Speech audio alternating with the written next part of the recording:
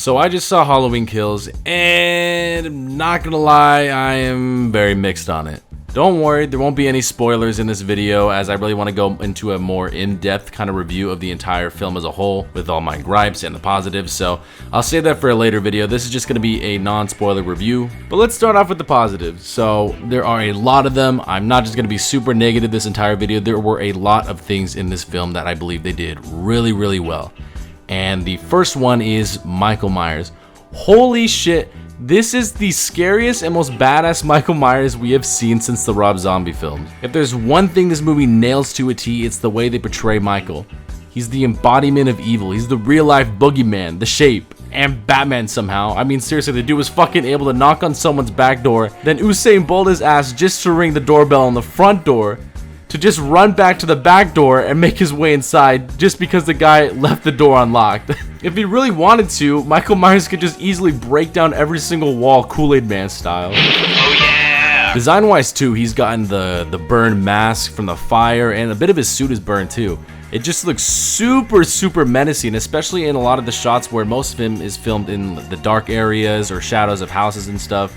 And I really love how the entire film they barely show you Michael's eyes. I do have an issue with how many times they show his face a lot throughout the entire film, but I mean they kind of did on the last one a lot too, so not really a big gripe. So yeah, they did a great job at Michael Myers. Next is what we all really came here for, the kills. I mean, it's in the title, and I can tell you right now the film really lives up to its name.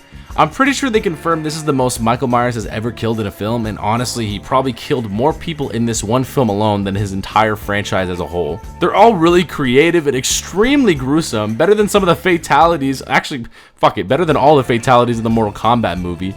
I mean, these are like Jason level kills. Like, Michael Myers is snapping necks, gouging out eyes, ripping people's faces off, like, he is going all out in this movie. It honestly feels like he's just like, I mean, like the trailer says, the more he kills, the stronger he gets, the more he gets driven into that dark place, making him less human. The score is amazing. Michael Myers and synths will always be inseparable. The cinematography is also very fucking good.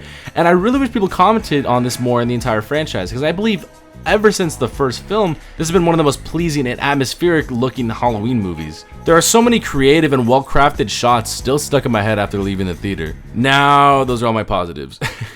Without getting into spoilers, so like I said, I will have a later video coming out, obviously later down the road. I just got to really get on my thoughts and probably watch the movie 1 or 2 more times to really kind of get my full opinion on everything that I liked and didn't like. So let's move on to the negatives. Oh boy. So I want to like preface this before I go on any further with this review. I was not the biggest fan of Halloween 2018.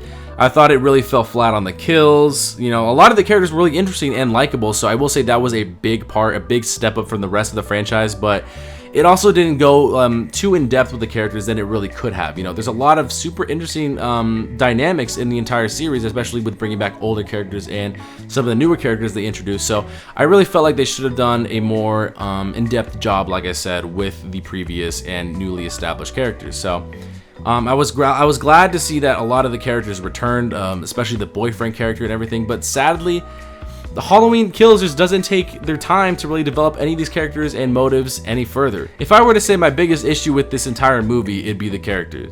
There are just so fucking many of them. Lots of returning cast members from Halloween 2018 and the OG Halloween films, like I said before.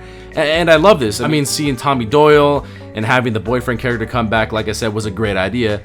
Because I mean, he really just randomly dipped out in the last one. The issue is that the boyfriend character is even given less to do in this film than he did in the last one. And I honestly thought his and Allison's dynamic was pretty good and like seemed like a genuine relationship in the last film. So I really wish they explored that a lot further in this one without going into too many of the spoilers with the film. You know, I really just wish they did more with their dynamic. And then there's Tommy, like I said. He's a piece of shit. At first, he seems like a rugged, badass character, and then by the end of it, I honestly wasn't really rooting for the guy that much. There definitely needed to be more scenes with him and Laurie, and then also some much needed development to make him a more sympathetic guy, because I mean, he did go through some pretty traumatic shit as a kid. The other major issue I have is the pacing. This film is a mess in that department, which sucks because it starts off so well. The beginning of this movie, without spoiling anything like I keep saying, had me smiling almost the entire time while I was watching it, giving us much needed context for the characters in Halloween 2018. and the film's overarching story as a whole. Almost had me wishing the beginning was the entire movie, because by the time we get to the second act, I think that's where the film slowly starts to like just die down for me. Scenes developing characters are cut off way too short just so we could go see another group of dumbass characters fucking attack Michael Myers one by one. I don't know why everyone always thinks this is a good idea. Literally, you guys have an advantage by being in an entire group. Just attack him all at one time, or just throw rocks at him from like a distance, because Michael Myers doesn't run. And after a while, I feel like that just makes you not care for anyone. You know, like, it's that horror movie trope of just characters making dumb fucking decisions constantly, you know, to the point where it's like, okay, no normal person would do this. You know, I can understand people freaking out, especially in panic situations, but if you're if you know Michael Myers is gonna be in a house and you go in by yourself with just like a gun or a knife or something, you should know damn well you're not coming out of that house alive. So that leaves all the negatives and positives.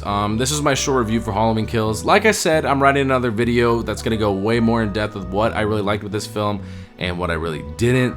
So please stay tuned for that. But as of right now, Halloween Kills, if you're a Halloween fan, this movie is like a 7 or 8 out of 10. Great kills, amazing cinematography. Like I said before, the music once again is fucking phenomenal with the Michael theme or the Laurie theme. Everything is used perfectly here. The effects wise too, great.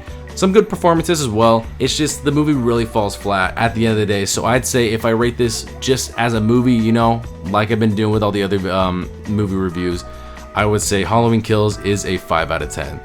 Thank you guys for watching. What did you guys think of Halloween Kills? Let me know down in the comments below, and have a good one.